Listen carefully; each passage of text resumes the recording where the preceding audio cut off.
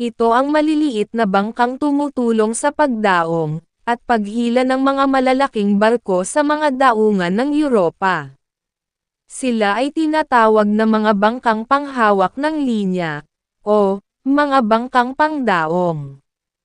Ito rin ay madalas na tinutukoy bilang mga workboat sa daungan, o mga mooring launch na bangka, para sa ligtas na pagdaong ng mga barkong container, tanker, at cruise ship, dito sa mga daungan ng Europa.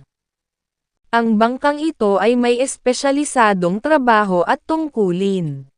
Unang tungkulin, ay siya ang magdadala ng mga lubid, o mga makakapal na linyang pangdaong mula sa malaking barko patungo sa mga bollard ng pantalan.